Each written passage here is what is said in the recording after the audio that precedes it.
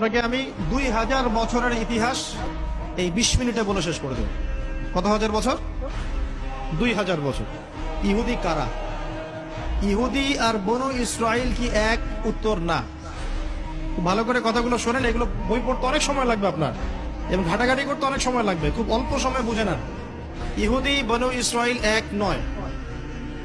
বনু ইসরাইল কাদেরকে বলা হয়? ইব্রাহিম আলাইহিস সালামের ছেলে, এক ছেলের নাম ইসমাইল, এক ছেলের নাম ইসহাক। ঠিক আছে? ইসমাইল আলাইহিস সালাম থাকেন মক্কায়, সেখানে তাকে কেন্দ্র করে একটা সভ্যতা। এই বংশে সর্বশেষ নবী মুহাম্মদ সাল্লাল্লাহু আলাইহি ওয়াসাল্লামের জন্ম। তার মানে আমরা বনু ইসমাইল। আমরা কারা? বনু ইসমাইল। আমরা মুহাম্মদ সাল্লাল্লাহু আলাইহি ওয়াসাল্লামের কওম, উম্মাহ। আর এইদিকে আরেক ছেলের নাম হচ্ছে ইসহাক, যিনি থাকেন ওই শামে, ওই প্যালেস্টাইনে, ওই জেরুজালেমে, ওই জায়গা, ওটা শাম। ঠিক আছে? এবং ওখানে তিনি তার বংশ বিস্তার হচ্ছে। তার ছেলের নাম হলো ইয়াকুব। কি নাম? ইয়াকুব আলাইহিস সালামের আরেক নাম হলো ইসরাইল। ইয়াকুব আলাইহিস সালামের আরেক নাম কি? ইসরাইল। এবং তার সন্তানদেরকে বলা হয় বনু ইসরাইল। তার সন্তান অনেক। এই সন্তানদের মধ্যে একজনের নাম ইউসুফ। ঠিক আছে? তারপরে আসছে পরে ইউনুস। এই বনু ইসরাইলের মধ্যেই দাউদ, মুসা, সুলাইমান, ঈসা ইবনে মারিয়াম। বলা হয় 1,24,000 নবী রাসূলের মধ্যে বেশিরভাগই এখানে এসেছে। তাহলে বনু ইসরাইল বলা হচ্ছে এই কওমটাকে। তা ওদের নাম বনু ইসরাইল থেকে ইহুদি হলো কখন? যখন তারা ঈসা আলাইহিস সালামকে স্বীকার করলো না তখন। ঈসা আলাইহিস সালাম কি তাদের মধ্যে আসেন নাই? সেই ঈসা আলাইহিস সালামকে যখন তারা অস্বীকার করলো, তখন তাদের নাম আল্লাহ পাক এই বনু ইসরাইল থেকে পরিবর্তন করে হাদু দিয়েছেন কোরআনে। কুল ইয়া আইয়ুহাল্লাযীনা হাদু ইন যাআমতুম আন্নাকুম আউলিয়াউ লিল্লাহি মিন দুনিন নাস ফাতামান্নাউল মাউত। আছে না কোরআনে? অনেক জায়গা আছে। আল্লাহ পাক তখন তাদেরকে আর বনু ইসরাইল বলছেন না, বলছেন ইয়াহুদ। কি বলছেন? এই যে নাম আসলো ইহুদি।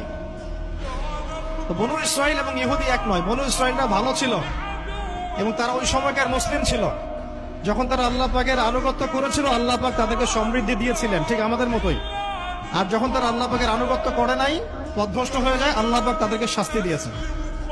এক পর্যায়ে তারা যখন নবীদেরকে হত্যা করা শুরু করেছিল, অনেক নবীকে হত্যাও করেছে। যেমন জাকারিয়া আলাইহিস সালামকে তারা হত্যা করেছে, ইয়াহইয়া আলাইহিস সালামকে হত্যা করেছে। সূরা ইয়াসিন পড়ে দেখেন, ওখানে একই দিনে 3 জন নবীকে হত্যা করা হয়। পড়ে দেখেন। তো মূল কথা হচ্ছে, নাম চেঞ্জ হলো কখন? যখন তারা সত্য থেকে পথভ্রষ্ট হয়ে গেল, ঈসা আলাইহিস সালামকে তারা অস্বীকার করলো, তখন আর বনু ইসরাইল নয়, ইয়াহুদ। এখন তাদের মধ্যে একজন অন্যতম নবী ছিলেন দাউদ আলাইহিস সালাম। কি নাম? বলেন নাম, মুখস্থ করেন। তাদের নাম কি? আচ্ছা, দাউদ আলাইহিস সালাম ছোট, তখন 14-15 বছর বয়স হবে। আল্লাহ পাক মুসা আলাইহিস সালামকে বলেছিলেন, তুমি তোমার সম্প্রদায়কে নিয়ে এই জেরুজালেমে যুদ্ধ করবে। কাকে বলেছেন? মুসা আলাইহিস সালামকে। তুমি মুসা আলাইহিস সালাম তোমার সম্প্রদায়কে নিয়ে এই জেরুজালেমে গিয়ে যুদ্ধ করো। ওখানে আমালেকা নামে একটা সম্প্রদায় আছে, এরা খুবই শক্তিশালী। তবে তোমরা যদি ইমানদার হও, তোমরা এর উপর বিজয় লাভ করবে। এর আগ পর্যন্ত এরা কিন্তু ওখানে ঢুকতে পারে নাই। কথা বুঝতে পারছেন? আল্লাহ পাক শর্ত দিলেন, যদি যুদ্ধ করে জয় করতে পারো, তাহলে তোমাদের এই জায়গাটা তোমাদের। তো মুসা আলাইহিস সালাম বললেন তার কওমকে, চলো যুদ্ধ করি। মুসা আলাইহিস সালামের কওম বলছে, ইযহাব আনতা ওয়া রাব্বুকা ফাকাতিলা ওয়া ইন্না হাহুনা কাঈদুন। এই মুসা, তুমি যাও আর তোমার রব গিয়ে যুদ্ধ করো, আমরা এখানে বসে থাকলাম। কথা কি বুঝতে পারেন নাই? মানে এরা কোন কওম? ওই যে ফেরাউনকে ডুবে মরতে দেখেও বিশ্বাস করে না, বাছুর পূজা শুরু করে। আল্লাহ পাক একটার পর একটা নিদর্শন দেখান, তাও অস্বীকার করে। তাওরাত নিতে গিয়েছেন মুসা আলাইহিস সালাম, এসে দেখেন তারা বাছুর পূজা শুরু করেছে। মান্না সালোয়া আল্লাহ দিচ্ছেন, তাও অস্বীকার করে। মৃত থেকে জীবিত করেন, তাও অস্বীকার করে। শেষমেশ বলে বসলো যে, ইয়া মুসা লান নুমিনা লাকা হাত্তা নারাল্লাহ জাহরা। হে মুসা, আমরা তোমার প্রতি বিশ্বাস করব না যতক্ষণ না আল্লাহকে সামনে দেখাচ্ছ আমাদের চোখ দিয়ে। এটা সেই জাত যে নবীদেরকে এত কষ্ট দিয়েছে।